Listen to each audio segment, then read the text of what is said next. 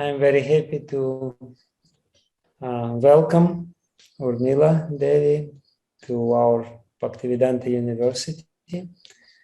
I don't know if you need any introduction because you are fairly well known to Russian-speaking devotees, but still I will say a few words of your glories and praise. I know Urmila Devi for quite a few years, and I know how perceptive she is and how intelligent she is. She is extremely intelligent. Srila Prabhupada said that the spiritual life gives the spiritual intelligence.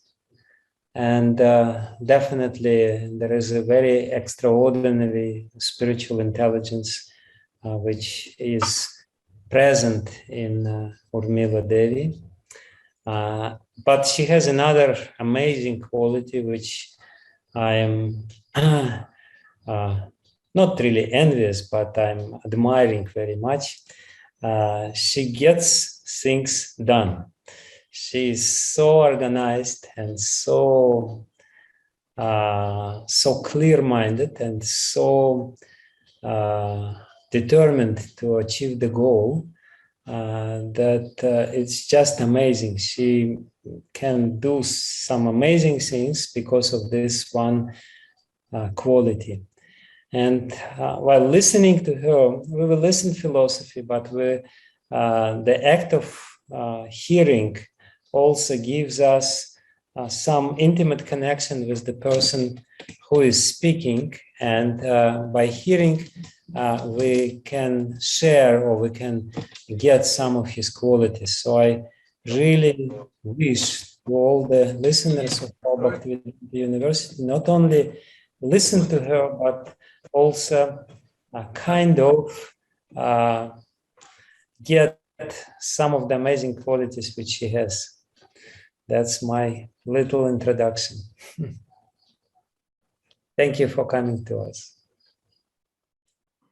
Nama Om Vishnu Padaya Krishna Prasaya Bhutale Srimati Bhaktivedanta Swami Niti Namane Namaste Sarasvati Deve Gauravani Pacharni Nivasesa Nirani Paskaja Desatani Vandeham Shri Guru Shri Yuta Padakamalam Shri Gurun Vaishnavamscha Shri Rupam Sagrajatam Sagana Raganatham Vitam Sam Sajivam Sadvaitam Sadvadutam Parijana Sahita Krishna Chaitanya Devam Shri Radha Krishna Padam Sahagana Lalita Shri Vishakam Vichamscha Panchakalpa Chubascha Kipasindavi Vachapati Janam Pavanevyo Vaishnavyo Namo. So today is January 18th, 2022, and I've been asked to speak about Srila Prabhupada in relationship to Diksha and Shiksha gurus. So particularly, I was asked not to give an academic or scholarly presentation because I said, well, that would take some time to prepare, and I was asked less than a week ago.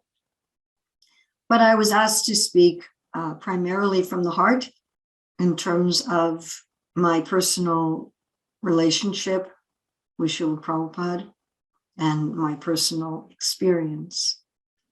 So I'll not be quoting a lot of verses or giving some kind of an academic presentation. I was also told that all of you listeners are very senior devotees and very knowledgeable yourself in the Shastra, and that you already know all of the quotes about Diksha and Shiksha gurus, and therefore it was not required for me to simply tell you of what you already know.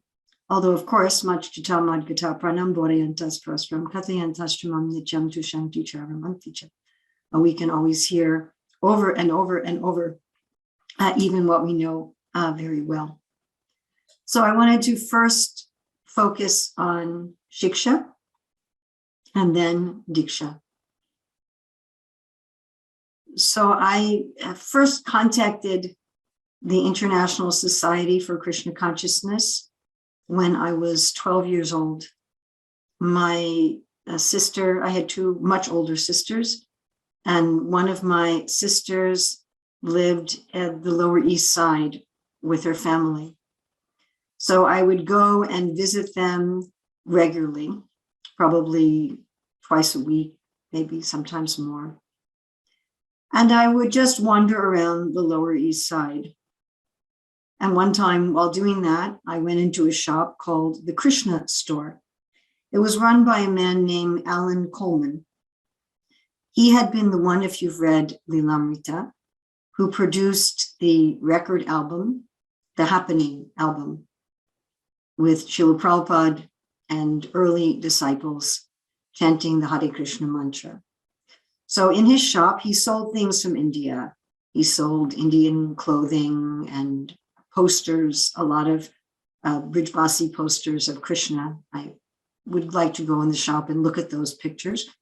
And he would play this recording of Srila Prabhupada chanting.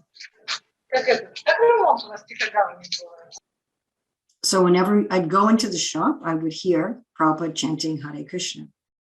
And one time I asked him, I said, why do you play the same thing over and over? He said, well, I'm trying to sell the record. And I said, what's on the other side? Most of you are too young to know records have another side, but anyway. Then he played Guru Vastak on the other side. I said, oh, I like the first side better. So my first introduction to Srila Prabhupada in terms of Shiksha was hearing him chant the Hare Krishna mantra. And then I visited temples when I was 14, a long story. Then I went to university when I was 17. And at that time, I had George Harrison's album, The Radha Krishna Temple. And I ended up staying at a temple near Chicago for about 2 weeks without my parents knowing. And I decided this is what I want to do with my life. And at the end of that semester of university, I moved into the ashram. So all this time, I hadn't yet met Srila Prabhupada in person. And immediately I joined the day the deities were installed, Kishore Kishori.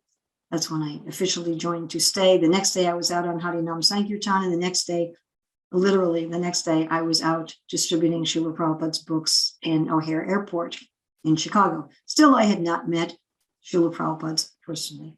So at that, 3 months later, the temple president's wife said to me, all the women should be married. And there's a senior devotee who wants to marry you. Senior devotee meant he had been in the movement for 3 years. So I was very much pressured to marry him. And I thought, well, I guess this is my surrender. So we got married 1 month later. And he was already second initiated. So he went to the temple president and said, you know, my wife, I'm already second initiated. My wife should get initiated. And without my knowledge, the temple president recommended me to Srila Prabhupada for initiation. And then we got this letter back that Prabhupada accepted you as his disciple.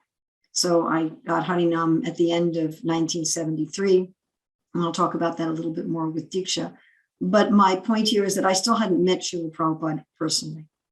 So I had heard his recordings from the time I was 12. And then I moved in the temple and I took Harinam, but I hadn't personally met Srila Prabhupada. So that summer of 1974 was the first time that I met Srila Prabhupada personally. And the first time I saw him was when he came to give Bhagavatam class in the temple room. So, you know, he's there on the Vyasa-san giving class. By this time I was 19. And I stood very close, maybe half a meter from the Vyasa-san. And I was fanning Srila Prabhupada with a peacock feather fan. I remember that I fanned him the entire class, but that's a long time to be fanning, so maybe it wasn't class, but that is my memory of it. And while I was fanning Srila Prabhupada, I had a mystical experience. It was not the mystical experience that I had hoped for. It was rather something else that had to do with Srila Prabhupada as Shiksha Guru.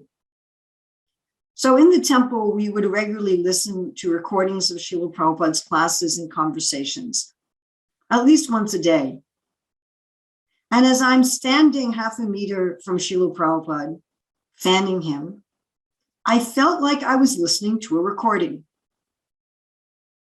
My experience was exactly 100% identical to listening to a recording. And having this somewhat mystical experience gave me simultaneously great happiness and great sorrow. Great happiness because it was evidence to me that all of that time, I had been living in the ashram as a permanent residence at that point for over a year. And I had stayed earlier 2 weeks. That all of that time that I was listening to Srila Prabhupada's recordings, Prabhupada was personally present. It wasn't that here's Prabhupada and here's the recordings. So that filled me with great happiness that Srila Prabhupada as Shiksha Guru was present in his recordings. It also filled me with great sorrow because the kind of experience I had wanted with meeting Srila Prabhupada personally was I was looking for something that was different from what I had experienced up until that time. Now, Krishna is very kind. So later that morning, about 11 o'clock, I think, we got to go into Srila Prabhupada's room. My husband and my father was also there. My husband, my father, and I got to go into Srila Prabhupada's room. And there were maybe 10 other devotees there. We had a personal conversation with Srila Prabhupada. And so I got my desire fulfilled to have the kind of shiksha from Prabhupada that I couldn't get in a recording, that I couldn't get from a book, that I couldn't get from a video. Something that was very personal, something that was about me.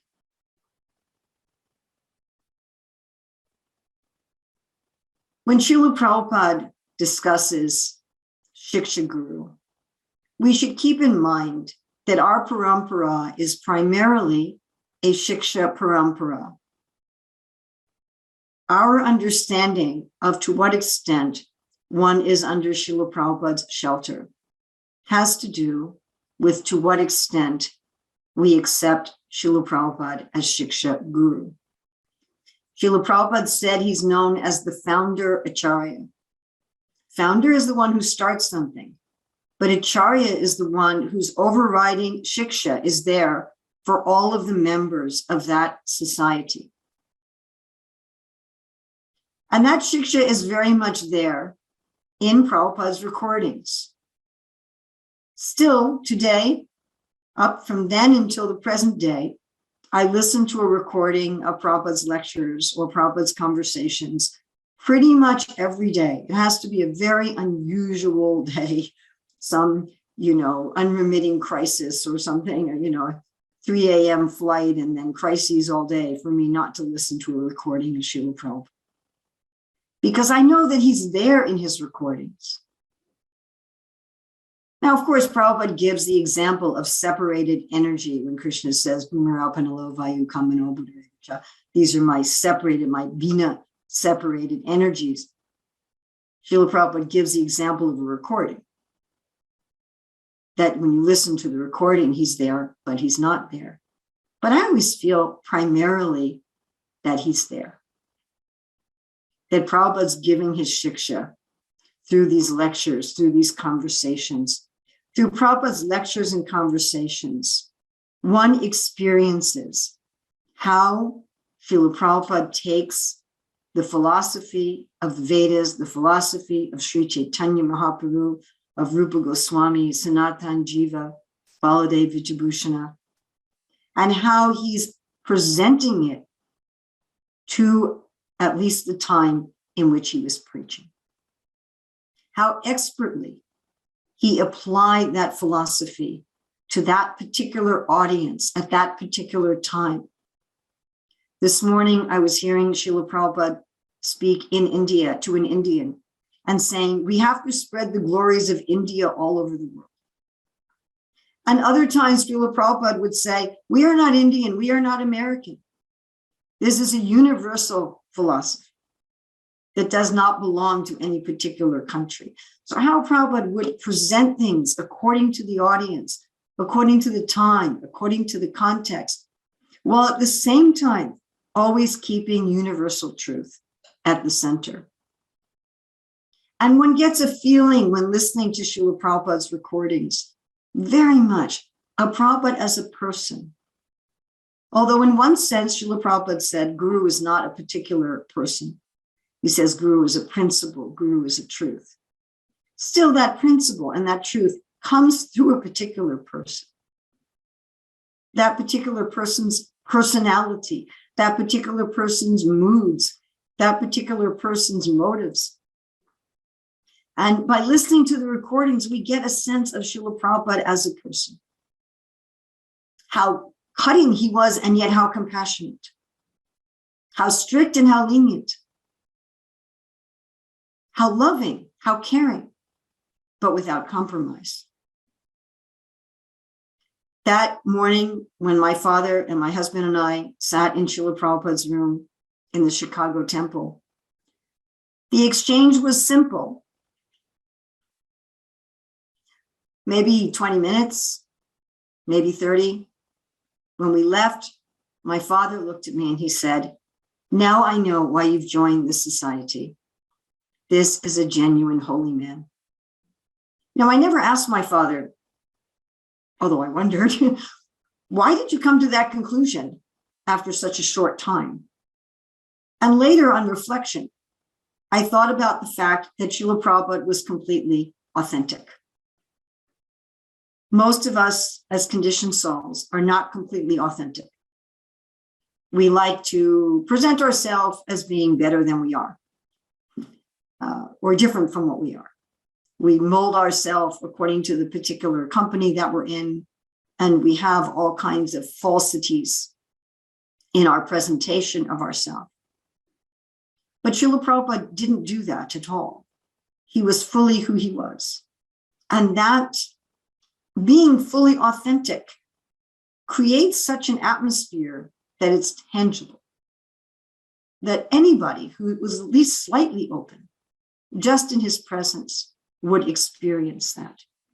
And such is another aspect of Prabhupada as Shiksha Guru and the concept of Shiksha Guru, that a Shiksha Guru doesn't just teach by their instructions, but also teaches by their example.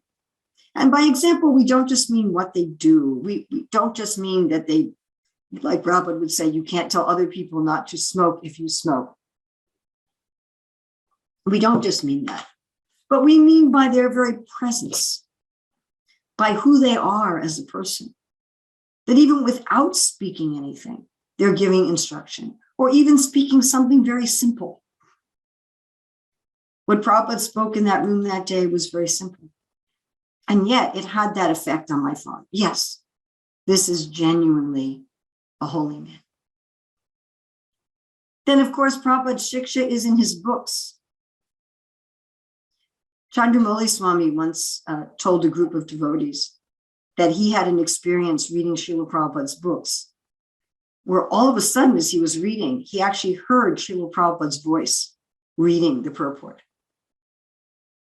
These books, Srila Prabhupada said, are his ecstasies. He would wake up, in the middle of the night to dictate his books. And how many books and how much dedication. So Shiksha Guru is also there in that instruction. And as I say, there is a difference.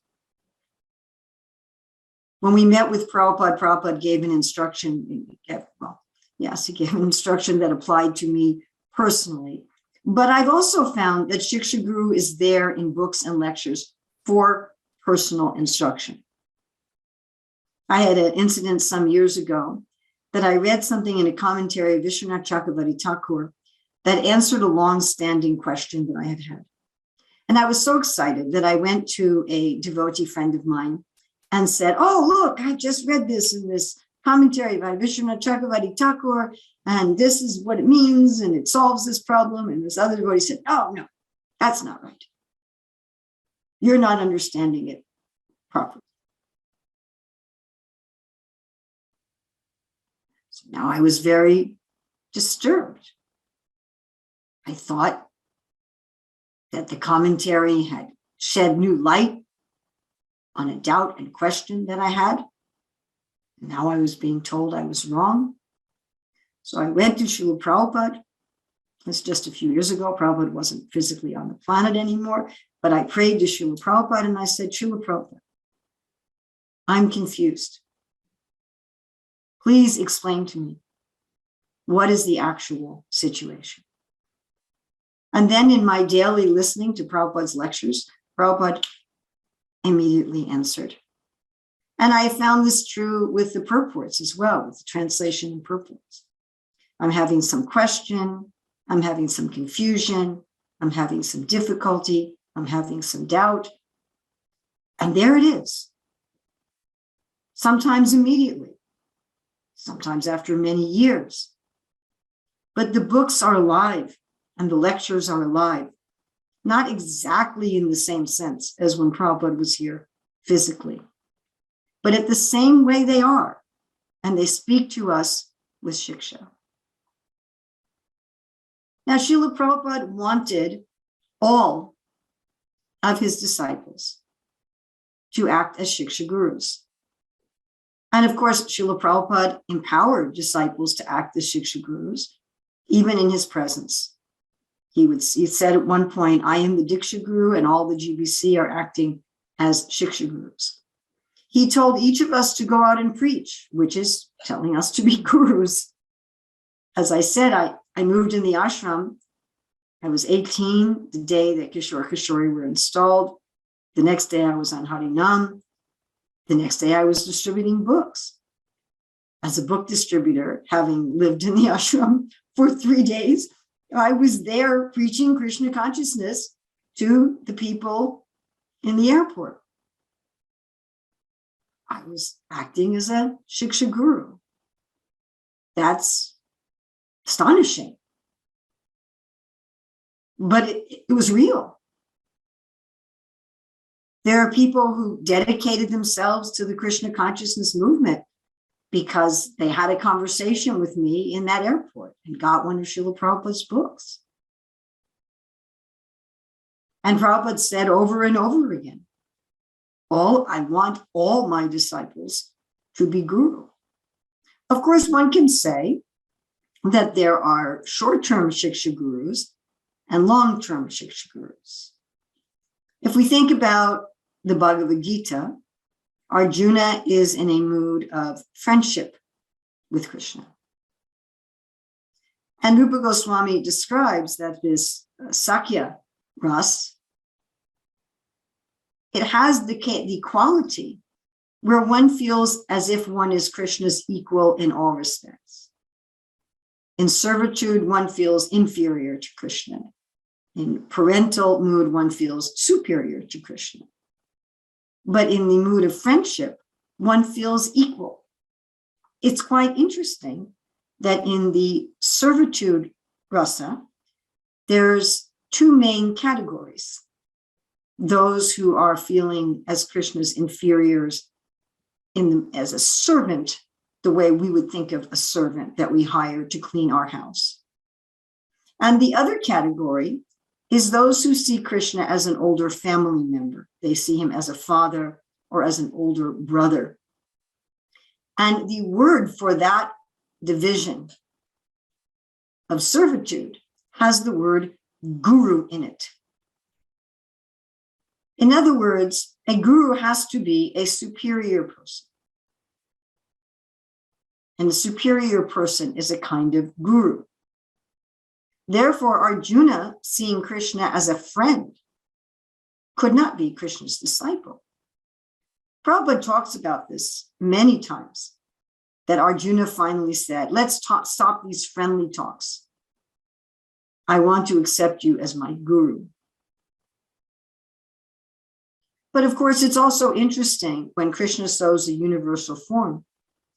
Srila Prabhupada comments that Arjuna could not completely forget his friendly relationship with Krishna. although it was put aside, it went to the background in favor of the rasa of wonder. But anyway, after Krishna took this role of guru, he again became Arjuna's friend. So after the instruction of the Bhagavad Gita, Krishna goes back to being the chariot driver and Arjuna's friend. And after the battle of Kurukshetra is over, again, they are friends. So that is a very good example of taking someone as a Shiksha guru for some period of time or for some particular instruction. And in another sense, we have, of course, in the 11th canto of the Bhagavatam, that all of nature is a Shiksha guru. Prabhupada talks about how even an uneducated person, by observing nature, can come to many important and correct philosophical conclusions. Really, we are meant to learn from everyone, even if sometimes what we learn is what not to do. And we see Srila Prabhupada had this mood of learning from everyone. Srila Prabhupada tells a story of how when he was in India before coming to America, he was publishing a magazine, Back to Godhead. And he would write the articles, he would do the layout, he would get them printed, and he would distribute them. And he said one time when he was selling these magazines, one man said to him, you know, people read a magazine and then throw it away. Why don't you produce books which people will keep? And Prabhupada, yes, that is a very good instruction. Or when Srila Prabhupada had his stroke, whatever that was, and he was in a hospital in America, and the doctor came in and said, the old man is praying too much, he should exercise. And the devotees were scandalized. And Prabhupada said, no, he's right. And after that, Srila Prabhupada took a brisk morning walk every day and got basically one full massage every day and one partial massage. So Shiksha Guru can be, we can learn from everyone. Again, sometimes it's just learning what not to do. But there's another kind of Shiksha Guru that one takes as a permanent thing. And in some cases, in fact, in our tradition, there's many such cases where that Shiksha Guru is the primary guru in one's life. That the person from whom one takes Diksha is not as important as a long-term Shiksha relationship. And we see examples like this. Right? We see Jiva Goswami was Shiksha Guru to many people in our Sampradaya. And that was their permanent relationship. So sometimes Shiksha Guru is like that. And of course, for the members of Srila Prabhupada's society, no matter who they have Diksha from, Srila Prabhupada as the Acharya of ISKCON means that he is the preeminent Shiksha Guru for all of us. In fact, if one wants to say, I am a member of ISKCON, what that really means is I am accepting the instructions of Srila Prabhupada, the example of Srila Prabhupada, as the primary guide in my spiritual life. We should also note that there are those who want to separate Srila Prabhupada's example, Srila Prabhupada as a person, from Srila Prabhupada's instructions. They want to say that we should not take into account how Srila Prabhupada applied his instructions and how he exemplified his instructions when trying to understand his instructions. It's an interesting quote that from the Mahabharata that Sri Chaitanya Mahaprabhu gives us, that we cannot get guidance merely from scriptures because they will seem to contradict each other, and that logic has its limits. And every learned person will try to put forward their own opinion. Therefore, we have to follow the path.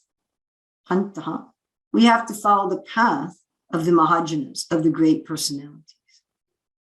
Therefore, when we take Srila Prabhupada as our preeminent Shiksha Guru, We accept Srila Prabhupada holistically.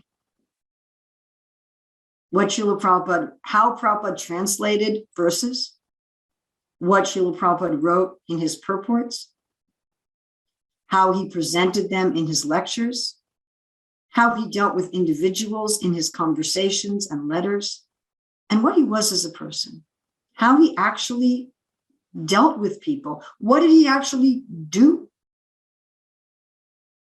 That is the greatest indication of what he meant. So we've now looked to some extent, just scratching the surface at the concept of Shiksha Guru. And now we want to turn our attention to Diksha Guru. So there's a quote from Srila Prabhupada that one should not distinguish between Shiksha and Diksha Guru, that to do so is foolish. And in one sense, the qualifications are almost the same. The qualifications to be Shiksha Guru, the qualifications to be Diksha Guru, Stotriyam Brahmanistam. Stotriyam, one must have heard, which Srila Prabhupada expands to the concept of being in parampara. That a guru who says they have no guru, they're saying they're God. Of course, even God in Leela has gurus. Ramanishtam. And to actually be fixed in the truth. Not just that I've come in disciplic succession or I've heard and, myself, I'm floating. But to be actually fixed in truth, to be fixed in Brahmanish, to be fixed in the absolute truth. Otherwise, one cannot even give proper shiksha. Of course, we might say that one can act in a limited way as Shiksha Guru, even if one's been practicing Krishna consciousness only for 2 or 3 days, as I did at the airport, but that would not be a mature situation to give Diksha. So, of course, to give Diksha, one would have to have received Diksha. One cannot give what one does not have. In one sense, of course, we give the Hare Krishna mantra to everyone. And there are certainly situations in the Chaitanya Charitamrita where people appear to get what we now call Harinam Diksha very casually and very easily. Somebody just tells somebody the Hare Krishna mantra, and that is equated with giving them Harinam Diksha.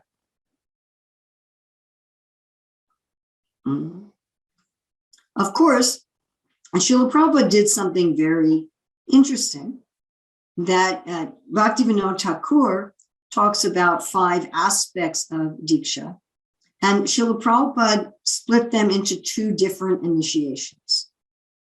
So in what we call first or Harinam Diksha, one gets the name of Hari, or one gets one spiritual name. One can interpret that one way or the other. One gets tilak, one gets the kantimala, and one takes some austerity. So in some sampradayas, the austerity one takes at Diksha is there's a hot firebrand put on your arms. Our tapa also means fire. Our tapa is no illicit sex, no eating of meat, fish, or eggs, no intoxication, and no gambling. And for people in Kali Yuga, that often appears to be a great fire, a great tapa. And we see that people have difficulty with following those lifelong. It's not an easy thing. Like Prabhupada would tell the story of how his godbrothers went to London and spoke to Lord Jetland. And Lord Jetland said, "Oh, we cannot do this. This is impossible. What kind of life will we have?" So that is a great fire of austerity. Of course, after one's been doing it for decades, it just seems like ordinary life.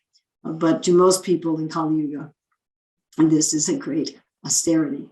And the other aspects of Diksha that Bhaktivinoda mentions, and that is getting mantra and worshiping the deity are given at what we call second initiation or Brahminical initiation or Gayatri initiation.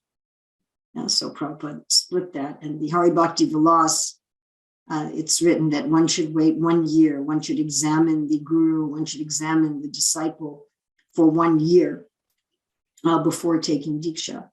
And Prabhupada again split that. He would generally give a Harinam or first initiation after 6 months, and then he would give the Brahma, Gayatri, and the other Sampradaya mantras after another 6 months, so that by the time one got all the full components of Diksha, one had been in the movement for 1 year, and one had been therefore examining Srila Prabhupada for 1 year. And Prabhupada had been examining you for 1 year, either directly or if he could not do it directly, then through one of his managers, through one of his leaders in the movement. And sometimes Srila Prabhupada would say that Harinam was sufficient, and other times he would say that second initiation is the real initiation. In terms of tradition, certainly receiving the Sampradaya mantras, which are especially the Gopal mantra and the Kama Gayatri mantra, those are particularly the Sampradaya mantras, would be considered the definition of Diksha in our Gaudiya Sampradaya. We should mention, as an aside, that within the Gaudiya Sampradaya, there's a huge variation in exactly what constitutes Diksha.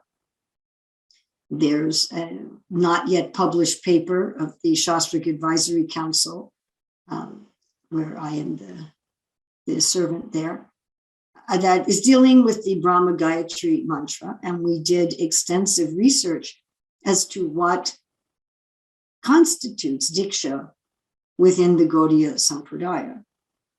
So we found that the Hare Krishna mantra is always given, and at least the Gopal mantra. In some cases also, in some cases that's all. In some cases, it's like Prabhupada gave us 2 Guru mantras, 2 Gora mantras, Brahma Gayatri, Gopal mantra, and Kama Gayatri mantra. So in many of the Sampradayas, they give, many of the branches, of our Sampradaya, they give the Gopal and the Kama Gayatri. In some, they give Guru and Gora mantras, but sometimes they are different than the ones that Prabhupada gave us. So Bhaktivinoda Thakur, when he was initiating, he gave 15 different Gayatri mantras. When Srila Bhaktisiddhanta Saraswati started giving Diksha, he was also giving 15 mantras, and eventually he took it down to those 7. Generally outside of ISKCON, there are not fire yagyas for initiation. The instances we found of fire yagyas were mostly in branches that had some previous or current affiliation with ISKCON. So we found in other branches, even other branches coming from Srila Bhaktisiddhanta Saraswati, Diksha was often a very quiet thing. The guru, disciple, maybe 1 or 2 other people in the room, and the guru would give the disciple the mantras and their name. And often the full Diksha was done at one time. Also, we found that outside of ISKCON, the taking of vows at Diksha was generally not done. So the guru might give some instruction, but there wasn't some sort of, I promise to chant 16 rounds and no meeting, etc. And looking at that research, I personally had solidification in my existing conclusion that Srila Prabhupada was especially and powerfully empowered and deputed to spread Krishna consciousness to all of the cultures and the countries throughout the world. That's something which had been done in India in a small subset of the population in a very close, intimate relationship of guru and disciple, was now being done with thousands of people on a worldwide scale. And to get us to take the importance of Diksha as something as lifelong. There is a big public ceremony and there's vows, and everyone takes the same vows as everyone else, and everyone gets the same mantras, and everyone gets the same number of times that we chant, so that there's not going to be cheating, and there's not going to be any taking of it not seriously. So the big difference between the Diksha Guru and the Shiksha Guru is the Diksha Guru has to have received Diksha, has to have received the mantras they are giving. And it is a formal situation. Srila Prabhupada would compare Diksha to being recognized as a student in a college or university. And I thought about this a lot when I went back to school. I had left the university to join the Hare Krishna movement, and then a long time later went back to finish my undergraduate and eventually get my master's and my doctorate. And when I was accepted into graduate school, so I was accepted by an admissions officer. There's someone in the university that reviews my previous record, maybe interviews me. And then basically that admissions officer puts his or their name. I approve this student. I approve this person to be a student at the university. And once that admissions officer has approved one to be a student at the university, then all the other professors of the university accept that you are a student. You get a little library card, and you can go into the library and take out whatever books you want. You have access to the online library system where you can download onto your own computer, all these articles that otherwise you would have to pay hundreds of dollars for. And my graduate degrees were in the School of Education. But when I was doing my doctoral thesis, I was using statistics. I was using what's called a quantitative analysis. So in order to do that, I would regularly meet with a professor in the mathematics department, in the School of Mathematics. So I think it was like once or twice a week for a few months, I was going to the School of Mathematics, even though that wasn't the school that was giving me my degree.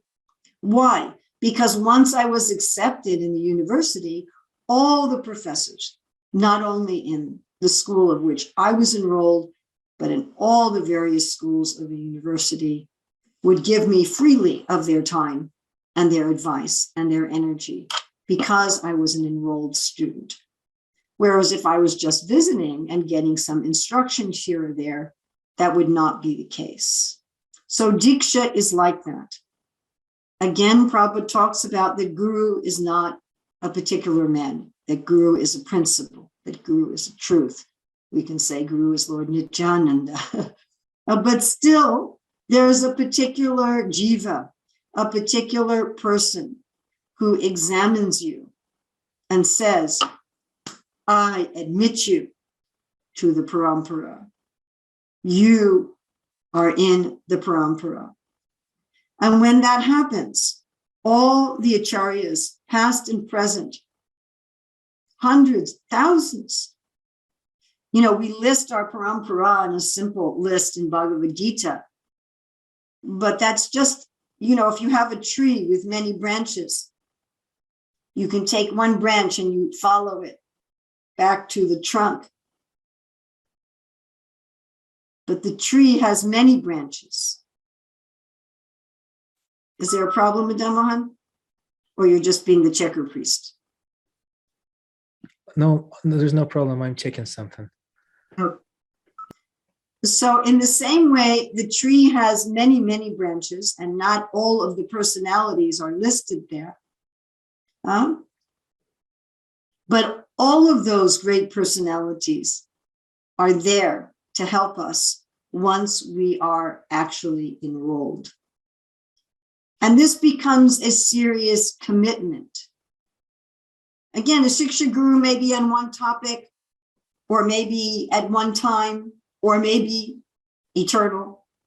But the Diksha Guru is saying, I take responsibility. Imagine an admissions officer who just let anybody into the school or wasn't very careful. And then those students caused trouble or didn't graduate. So the admissions officer would get in trouble with the university. When the Diksha Guru says to their own Diksha Guru, to their Diksha Guru, their Diksha Guru, their Diksha, the whole parampara, to God himself, I vouch for this person. I have confidence that this person is likely to be a serious student and to be able to graduate. So the Diksha Guru is putting their name on the line, their word. Even in ordinary life, we may recommend someone for a job, or we may recommend someone to live in a house, or we may make a recommendation for marriage. Somebody may say, oh, I want to marry. Do you know any nice men? Do you know any nice ladies? And I may say, oh, I can recommend this person. Or I recommend this person for this service. It's a big thing. My own honor, my own name is on the line. So when the Diksha Guru accepts us, when the Diksha Guru accepts us, that Diksha Guru is taking a big responsibility to Krishna and to everyone else, that we are not going to be a troublemaker, that we are going to be a serious student. And we, of course, also, we are also entering into a contract. Just like when you enroll in the university, you are saying, yes, I am going to come to classes. I'm going to do the work. I'm going to follow the rules of the university. There may be an honor code, and I am going to do my best to graduate. So Srila Prabhupada also wanted all of his disciples to continue the disciplic succession through Diksha. On Prabhupada's Vyasa Puja Day, Prabhupada was saying, I want all of you to carry this legacy forward. He said, I want all of my spiritual sons and daughters to continue this legacy. I mean, it was something that meditating on, I realize it's very simple. So as I said, I got married right after I joined the movement practically. And we had 3 children. And each of our children has had children. So altogether, we have 14 grandchildren. And one of our grandchildren, we have 5 of our grandchildren are adults. And of those, one of them is married. And they have children. So I have great grandchildren, little Abhimanyu and Nisinga. And it makes me very happy to see, so Nisinga is 1.5 years old. So I was visiting my granddaughter and grandson-in-law's house, and little Nisinga is there saying, Hi Krishna, Hi Krishna. So I feel very happy. This story is given in Krishna book, that the rivers and the trees that are the mothers of the flute, they are happy to see Krishna holding his flute because he is their descendant. So this concept that a person wants to have children and grandchildren and great-grandchildren, this operates in the world in general. People are very happy when their line goes on, when their line doesn't die out, when they see their children having children and their children's children having children. And I think there's a saying in Bengal, a happy person, they live to see their great-great-grandchildren being born. I have one god sister who has great-great-grandson. And this principle operates transcendentally also. That the spiritual master wants his disciples to have disciples who have disciples who have disciples. They want their legacy to continue. That is natural. Why would Srila Prabhupada want to build up a big society that was dependent on him being personally present on the earth? In fact, what we see is that Srila Prabhupada in 1970 formed the GBC with the concept of, I don't want to have just some kind of personality cult dependent on me. I want people to be trained in management and leadership in my presence, so that by the time I depart, I have some confidence that things will go on. So every disciple should have that mood that I should also make disciples. Now, not that every disciple will, but that should be the mood. I mean, I'm thinking we're now teaching hermeneutics. I know some Bhaktivedanta Maharaj, who's a member of the Shastric Advisory Council, has taught it at least twice in Russian. It is also taught to this audience. Also to this audience. Oh, very nice. So now the Shastric Advisory Council is in its third teaching of the course. And we already have a student who's taken the course twice, and that student is now teaching. So that's exactly what we want. We want that by teaching the course, other people say, oh, let me also teach the course. And that teacher is training someone else to teach. So it's not, like some Ritvik idea that Prabhupada is giving Diksha and no one else should. No, that's not how it works. Parampara, one after another, after another, after another. And if you're going to admit someone into the parampara, you need some personal dealings with them. Shiksha, one can take Shiksha Guru from someone who's not on this planet. We can say Narada Muni is a Shiksha Guru, Bhaktivinoda is a Shiksha Guru. But Diksha, there has to be some personal examination.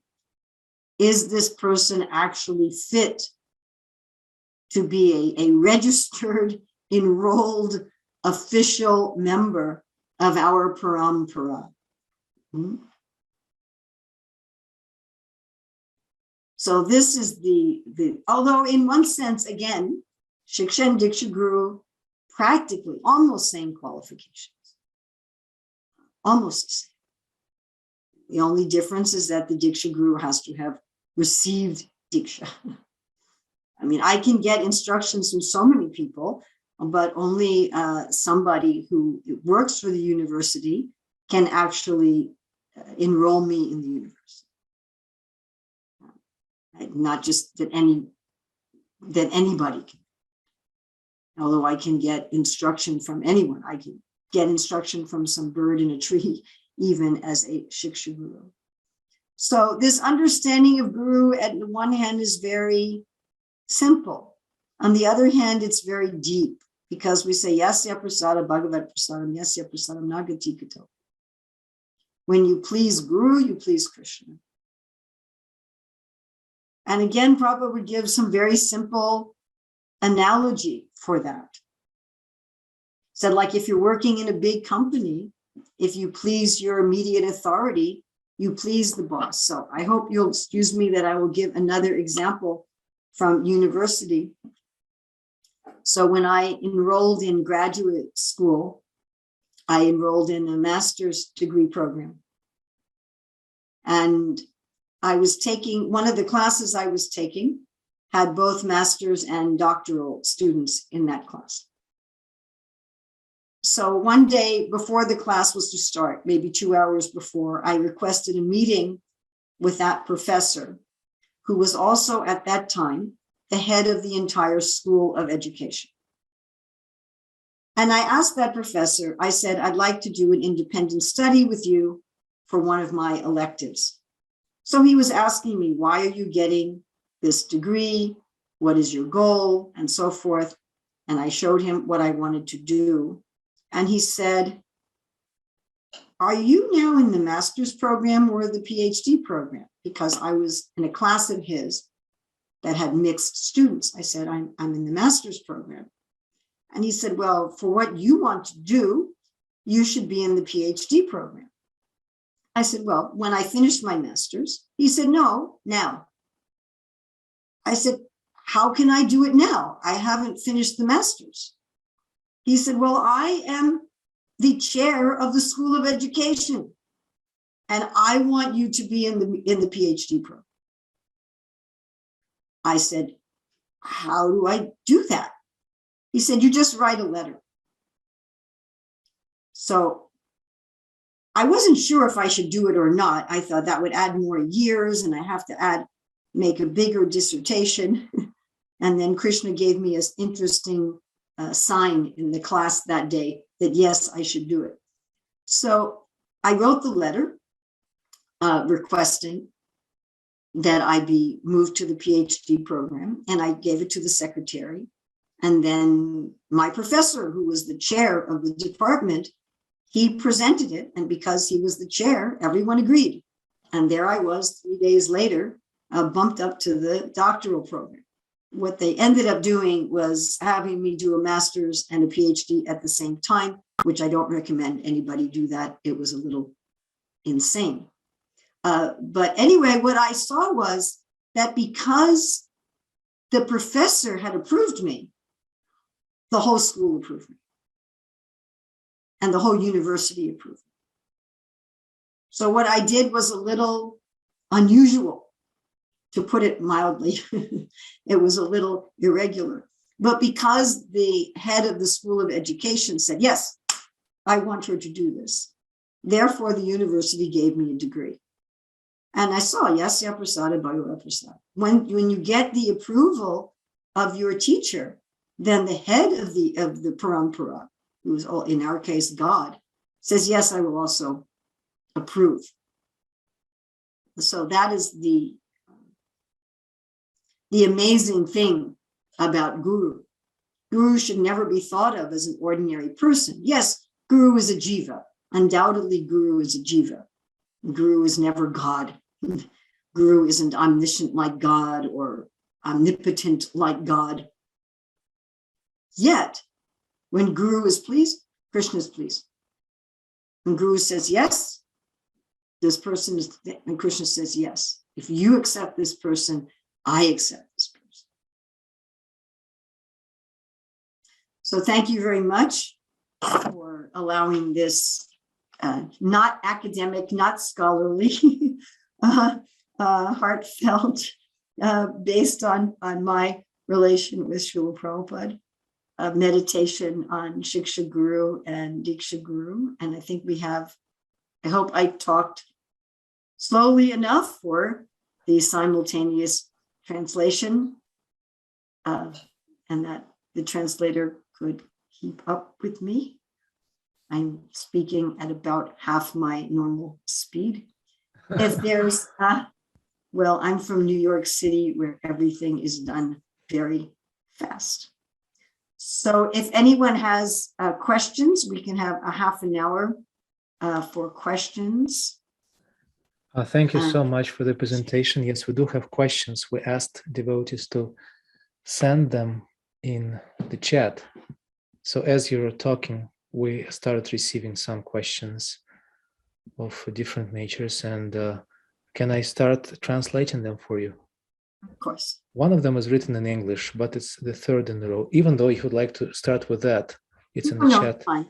You can start first. So Ishana Prabhu, a senior spiritual leader, senior leader from our movement from the southern part of Russia, Sochi, he asks if you have listened to Bhanu Maharaja's seminar on standards and traditions of initiations in our Gaudiya line. If you did listen to his seminar, could you please share with us your understanding of what he presented or discussed in his seminar?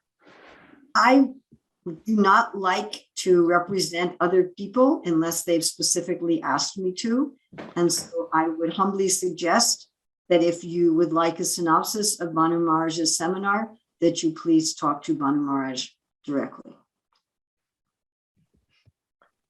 Thank you. The second question is by Doyal Nitai Prabhu, and he says, he offers his obeisances to you, first of all, and then he says, could you please, someone who has attained a certain level of Krishna consciousness and senior devotees entrust with him the service of being a Diksha guru. That's how it happens, but so far we have seen only male devotees given Diksha in our movement, even though there have been a lot of discussions on Vaishnavi Diksha gurus. Doesn't Krishna consciousness not, he says, if Krishna consciousness depends on the gender of a devotee, Krishna Srila Prabhupada from the very beginning said that we're not our body. So the question is about that topic, even though I cannot really ascertain a specific question in the comment. I would just say briefly that we need to tease out the difference between a guru in parampara and institutional positions of authority. So my own understanding is that there is a grave and deep misunderstanding that somebody who inducts a disciple into the parampara has some position of institutional authority. This is a grave misunderstanding, and I see this at the root of the problem. If someone can be a disciple, then that person can be a guru. And you will, in fact, see that many of the people who are opposed to certain people being gurus or certain classes of people being gurus also are opposed to those same classes of people being disciples. Because anyone who is a valid student can themselves become a teacher. That is something that Srila Prabhupada repeats over and over and over and over and over. What is the qualification for being guru? Stotriyam Brahmanistam. Stotriyam, one must have heard, one must be a student, and then one has to become Brahmanishtam, one has to become fixed. So it's a confusion. And I don't think I want to get into this too deeply, but it's mixing things that shouldn't be mixed. And that is a problem in our ISKCON society in general with our understanding of guru. Thank you. And then we have some from Damodar Priya that's in English. Right. So maybe you could translate that into Russian? Well, Rajarendra will translate simultaneously. Oh, okay. Because we have a separate channel for Russian-speaking devotees. Okay, so I'll just read it in English. Yes. When a senior, so this is from Damodar Priya, Devi Dasi. When a senior devotee inaugurates some project, often the inspiration of devotees in the project is based on his spiritual power and authority.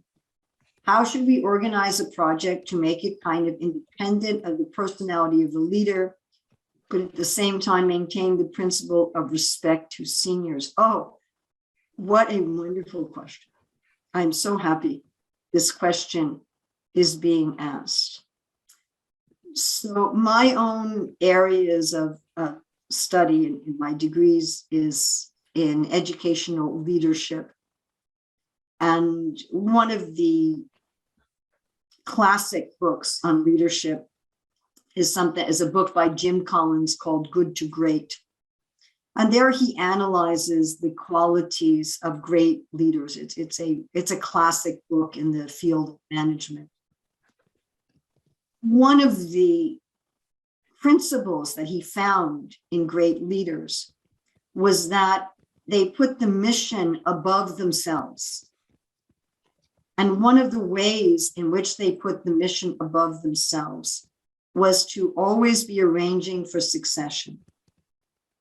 That poor leaders, or even good leaders, would set things up to be so dependent on themselves that as soon as they would leave, everything would fall apart. We have here right now one gentleman staying at the local temple where I am. His name is Paramahamsa Krishna. Wonderful devotee. The kind of devotee every temple president would want to have. Never political, never causes trouble, does whatever menial service needs to be done. Is fixed in his sadhana, pleasant with everyone, just as some, your ideal, your ideal servant devotee. Anyway, he's been staying here off and on for quite a while, 6-8 months. And now he's planning on leaving. And so what he's doing is he's training people in all the services that he does. And he's giving, and we were talking about how you train people. And I was saying the principle of training people is you watch, I explain to you. Number one, I explain to you. Number two, you watch me. Number three, we do it together. Number four, I watch you. So there's a system for training people. Another thing that happens with great leaders, and Srila Prabhupada really exemplified this, was to give people some responsibility even very early on.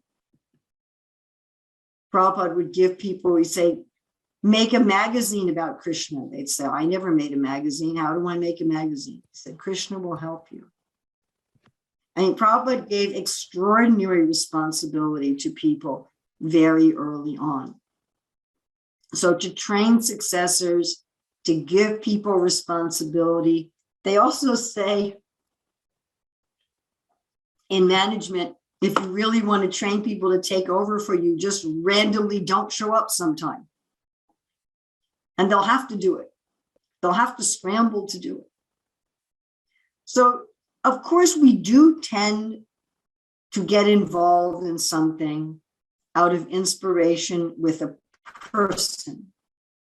Like I've collected funds for different projects. And sometimes people give funds because they're inspired by the project. And other times people give funds because they're inspired by the person. I've had people say, I don't know what you're doing, whatever you're doing, I want to help you with it. I don't care what it is. And other people are into the project. But if something is set up properly by a person, then even when they pass away from this planet, or even if they move on to another service, the feeling of being inspired by that person doesn't go away. I mean, I'm serving in ISKCON in large part due to my being inspired by Srila Prabhupada, even though he's not physically present, but it's still the inspiration with him personally. Or I was first trained in teaching by my god sister, Jyotirmayi. I haven't seen her much over the last decades, once, I think. But a lot of my dedication to teaching is still that sense of being inspired by her.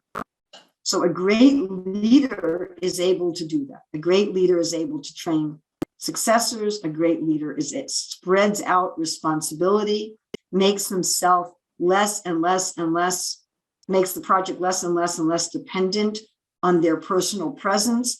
And at the same time, is able to maintain that mood so that the people who were inspired by the founder, the people who were inspired by the person who started the service, still feel that person's presence even when they're not there anymore. I hope that answers your question, and I'm so happy that you asked it. Okay, we have the next one in Russian. Thank you so much. Yes, we have a question from another devotee. He's asking, he first of all offers his obeisances to you and thanks you for the class. And he says, his question is, to which extent our participation in the mission of Srila Prabhupada, just a second, it's just jumped. Okay, a second. To which extent our participation in the mission of Srila Prabhupada under the guidance of senior devotees is our connection with the Parampara? Can you say that again?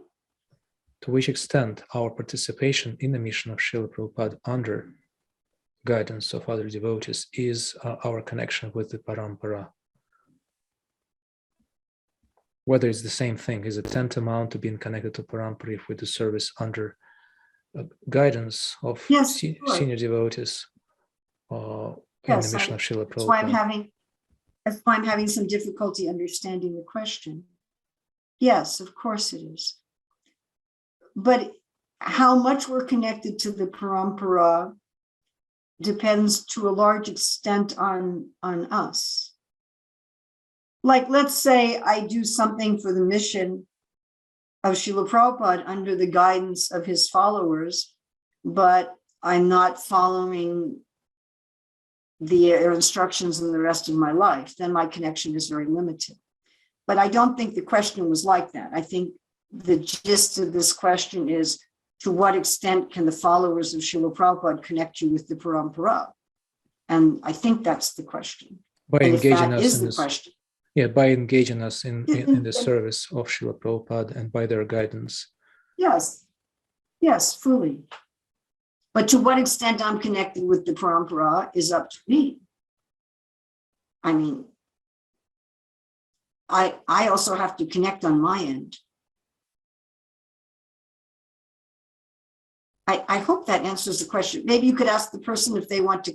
It looks like exactly the same person wrote another. It looks like the same name, yeah? No, it's different. There are different devotees asking questions. The next question is from another person. Yeah, so his concern was, if we're engaged in Srila Prabhupada's mission under the guidance of senior devotees, will that be sufficient to connect us to the parampara? And your question is, your answer is yes. Yes, if you follow. Okay, let's. The next question is from Pavana Prabhu. He's also a leader, spiritual leader from a part of southern Russia. And his question is, why do we absolutize Diksha and not living relationships with Shiksha gurus? And how do we change this paradigm? Because oftentimes Shiksha gurus are not valued enough just because they don't have an official status in the organization. And is the principle of Diksha absolute in its essence, or absolutely required to attain perfection? So many people don't have Diksha for some or other reasons. Is it so that Diksha is tantamount to liberation, synonymous with liberation? That's the question. Wow. Okay, there's a lot there. Why don't we take a piece at a time? What again was the first question? The first part is, why is Diksha absolutized, promoted to an absolute position at the cost or not, rather than promoting living relationships with Diksha gurus? And how do we change this paradigm? Why is it being done? That's a long historical discussion. I used to teach ISKCON history at Bhaktivedanta College, and we would be here the rest of the day and tomorrow and the next day to talk about why. But from Prabhupada's instructions and our acharyas in the Shastra, we can definitely say that that is incorrect. What can we do to change it? In fact, I just before this class, I had a very interesting meeting with a member of the GBC on this point. We can go back to the tradition. I know doing that will be a little embarrassing for some people. It will be a little hard on some people's ego, but we can go back to what the traditional understanding is, what the understanding that Srila Prabhupada gave in his books. And not speaking from a managerial point of view, but speaking kind of on another platform, the way to do that is to have faith that if I want to keep the purity of parampara, I have to do it in a pure way. That if I use an impure system to keep something pure, it's not going to work. I can only have a pure system if I do it in a pure way. There's a conversation where Srila Prabhupada was talking about his guru and how after the passing of Srila Bhaktisiddhanta Saraswati, there was a fight over who would be the Acharya, and this fight split the Gaudiya Math. And Prabhupada commented and said, I'm paraphrasing, although I could pull up the quote. He said, Srila Bhaktisiddhanta spoke on so many things. Why would he not speak on this thing, the most important thing? And these foolish people think that they can make up something instead of following his instructions. So I would say the same thing. Srila Prabhupada has told us very clearly how the parampara goes on. What is the relationship with Diksha and Shiksha Guru? It's not a secret. It's not something he left for us to figure out. Srila Prabhupada knew that we had an institution. He founded the institution, so he certainly knew that we had an institution. And it would behoove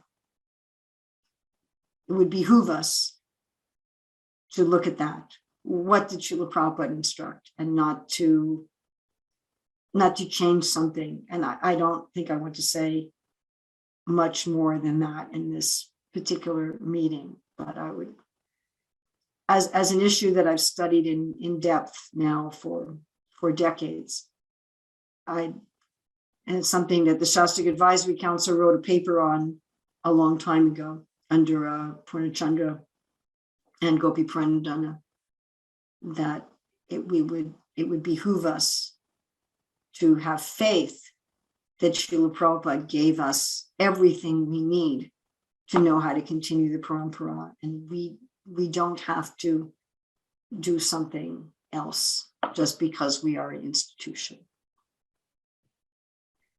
So, thank you so much. Shall I translate the second? Offended anybody?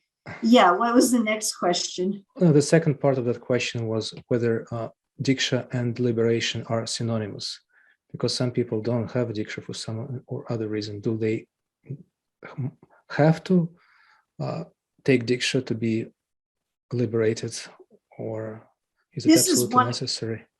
This is one of those funny things, because there's Nitya Siddha, Sadhana Siddha, and Kripa Siddha. So looking at Sadhana Siddha and Kripa Siddha, generally, if you want liberation or you want Krishna Prema, you have to go through the process of sadhana. And Rupa Goswami gives 3 most important angas of bhakti that all have to do with guru. Generally, you're not going to get a degree from a university without enrolling. It doesn't usually happen. It happens, but not usually. When I was considering going to graduate school, I asked devotees, should I do this or not? And one devotee said, you can accomplish the same thing by writing a book as you can by getting a degree. And I thought about it, and I thought, well, one never knows when one goes to start a book if one will finish it or how it will be received. But you know, if you go to a university, that this is the courses you take and this is what you do, and then they tell you at the end you will get your degree. So yes, there are people who attain Krishna Prema without Diksha. There's Kripa Siddhi. That's there. Actually, Prabhupada was once with some devotees who were feeding prasadam to some ducks. And Prabhupada said that these ducks, by taking prasadam, would have a birth in a good family. And the devotees said, but Prabhupada, we are feeding these ducks prasadam every day. And Prabhupada said, every day? Then they will go back to God.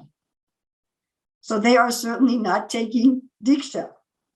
So if you want to hope that you become a duck that gets prasadam every day from the devotees and attain Krishna Prema like that, you can hope for that. But the general procedure is that one should take Diksha. Now, is Diksha equal to liberation? Well, Rupa Goswami says that one becomes like Dvija, that anybody who takes Diksha becomes like a Dvija, becomes Dvija-like. just like bell metal can be turned into gold by a process of alchemy. But of course, it is not just official. It's not just that I sit in at a fire yagya and get a name as a fashion, but I actually become a disciple. And yes, if one makes that commitment to Guru and Krishna, then Guru and Krishna will make that commitment to you. Yes, so if we want Krishna to say, this is my person, then we make a commitment. I am your person. Or you can become a duck near the temple. That's your alternate path. Thank you so much. And we have another question, last question, which is in English by Rajendra Kumar Prabhu, a senior leader in the Russian Yatra. Do you want to read it out yourself? It's in English. You have mentioned that at the time of initiation, Guru takes responsibility for the disciple's progress. How does it work if in many cases Guru doesn't even remember the name of the disciple, what to speak of knowing her nature and problems? Well, in tradition, the Guru is supposed to test the disciple for 1 year, just like the disciple is supposed to test the Guru for 1 year. That is the tradition. That is the Shastric injunction. Now, the Guru can choose, as Srila Prabhupada did increasingly as the movement progressed, to outsource that testing to someone else.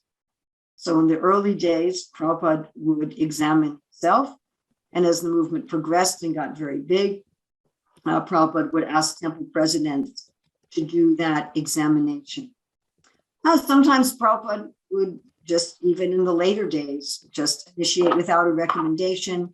And I was personally present where Srila Prabhupada overrode an objection of the temple president and initiated the devotee anyway. It was a woman whose husband was not a devotee. And the temple leader said, we can't initiate a woman whose husband's not a devotee. And Prabhupada initiated her anyway. He said, I'm going to override your objections. But even if the Guru doesn't continue to deal much with the disciple, again, if you think about someone admitting you to a company or someone admitting you to a university, particularly Prabhupada equates it with being admitted to a university, that person is supposed to take the time to really, to get to know you, at least to get to know you enough as to whether or not you're likely to graduate. So that is that person's responsibility. And if that person doesn't do their responsibility very well, that person's going to get in trouble with the university. If I'm a university admissions officer and I admit people without knowing anything about them, I'm going to get into trouble. And Prabhupada says that, the Guru will suffer if the Guru accepts unqualified disciples. So it is a heavy thing. Now, the person who gives Diksha has to give some instructions, at least about chanting the mantras, but it is also completely legitimate for a Diksha Guru to turn over the Guru to the disciple to others for instruction. Just again, like in a university, you're going to have your academic guidance counselor who reviews your whole plan, works with you on each course. That might not be the same as the person who admitted you. I mean, in my case with the PhD program, the professor who got me into the PhD program also became my academic advisor. So he was my Diksha and Shiksha Guru both. And thank you, Dr. Fenwick English. But that may not always be the case. Sometimes the person who gets you into the university will turn you over to other people. I mean, you have so many different professors, but you have somebody who's especially looking at your program and gets to know you very well and has meetings with you. And that doesn't have to be the Diksha Guru at all. The only Shiksha that the Diksha Guru is required to give is instructions about the mantra that's being given. That's all. The Diksha Guru is not required to give other detailed instructions. Although Prabhupada says generally, someone who's already acting as Shiksha Guru becomes the Diksha Guru. Generally, that's how it happens, but not necessarily so. It is a very personal and individual. Thank you so much for your detailed answer. We've got another question from Pavana. Oh, by the way, that person who answered question about whether one is connected to the parampara by being guided by Prabhupada or other devotees and serving the mission, he said that he had received the answer to his question. He was satisfied. Thank you so much. He just wrote. And Pavana Prabhu has another question, follow-up question, which is based on a video of remembrances of Srila Prabhupada that was put together by Siddhanta Prabhu. And I just found the exact quote from that video, and I can read it out. Peter Prabhu remembers saying, Prabhupada told them, I am the only son of my Guru Maharaj. The son inherits the father's business, and of my godbrothers, I am the only one who has inherited my father's business. The rest of my godbrothers are like daughters, because the daughters stay within the house of the father. They don't inherit the business. My Guru Maharaj had only one son, and that is me. The Gaudiya Math deviated. Anyway, he continues, but the question was, what does it mean to inherit the business of Srila Prabhupada for us? Go out and spread the mission. Don't just take care of your own sadhana. Do something wonderful to spread the mission. I mean, for some of us, that may be a small, wonderful thing. And for some people, that may be a big, wonderful thing.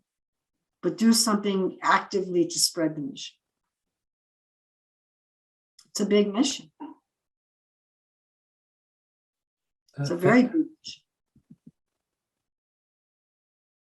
Thank you very much. And we'll probably have the last question for today, because you wanted to limit your session to 1.5 hours.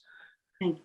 And the last question is from Untitled Prabhu, who is our leader in the area of conflict in Donetsk region between Ukraine and other parts there.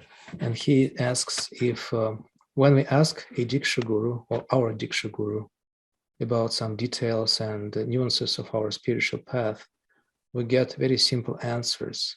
What do we do with our need to get detailed answers? Do we have to seek answers to our questions from Shiksha Guru, some other sources of knowledge? Maybe we could augment that question by asking you the same question. What did you do? Because you sure had a lot of questions about nuances and details of your spiritual path.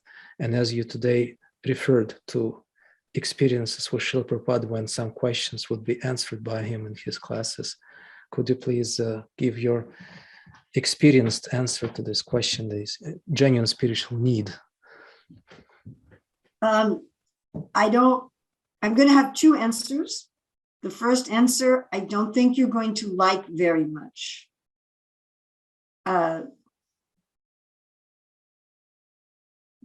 It may seem very bitter, this answer.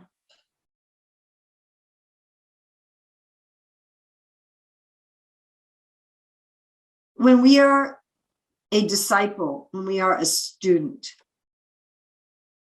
being a student involves trust that my teacher knows how to be a teacher.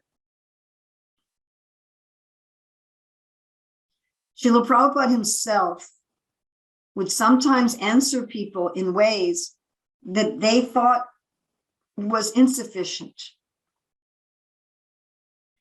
Now, sometimes they could ask for more clarification. And sometimes Prabhupada would give more clarification.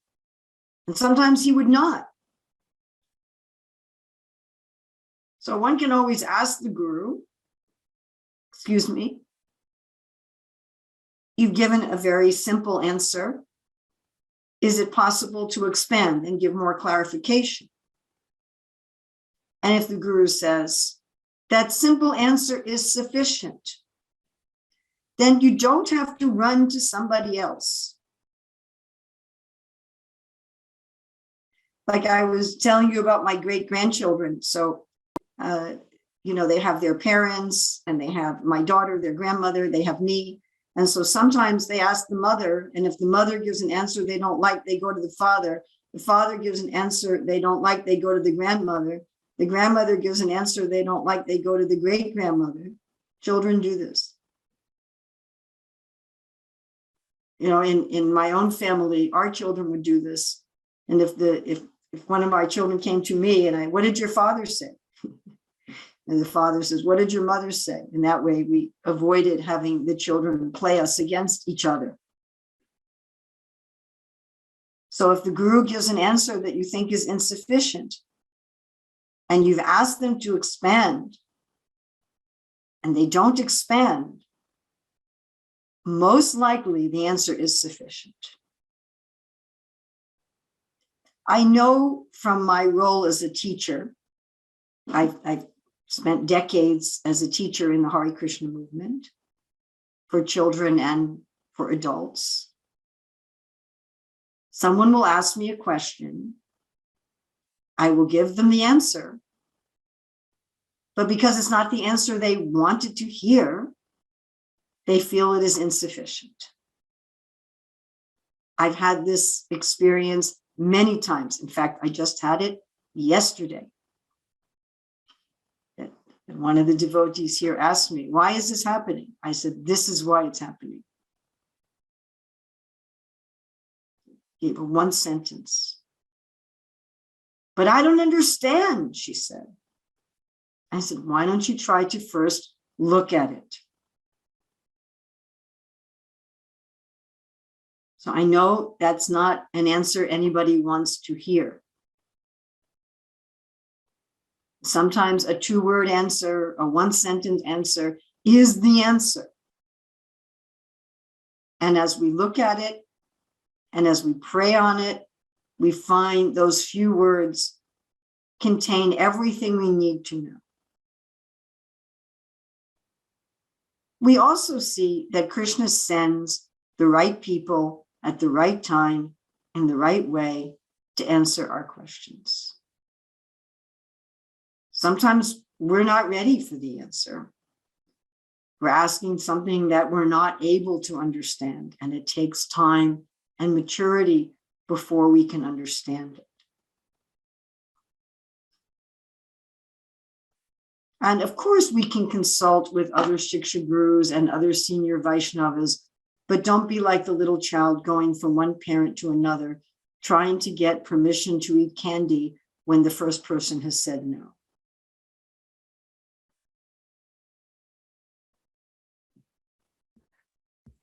Thank you so much. Thank you for all the answers to the questions and for your presentation. We have Damodara Priya Mataji saying in the chat, thank you very much for such a deliberate answer to the question about leadership and education, and for the wonderful practical examples.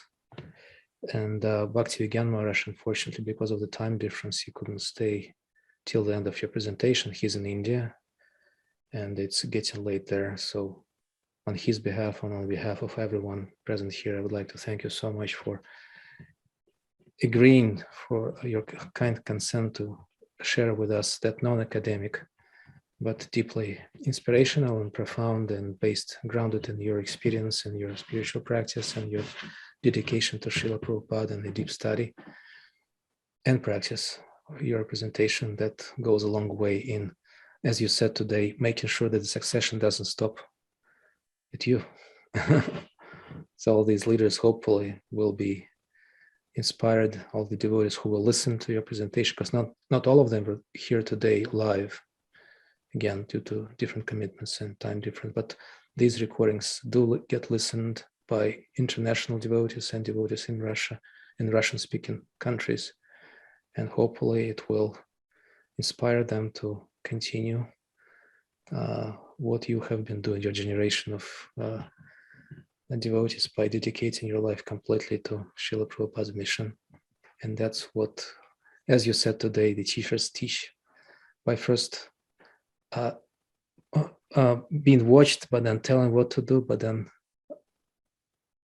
doing together and then watching us do things. So hope we'll be able to transition in that successful succession plan with your blessings and guidance.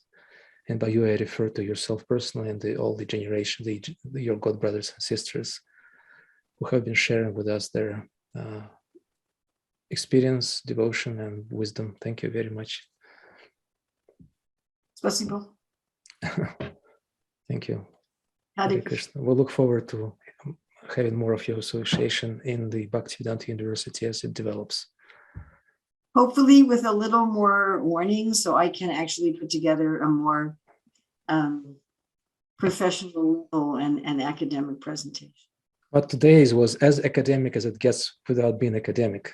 It's full of academic examples and academic clarity and everything. Thank you so much. Yes, sure. Point well taken. We'll do it next time. Thank you very much. Hi. Hare Krishna. Srimati Urmila Devi ki jai. Srila Prabhupada ki jai. Guru Premanande.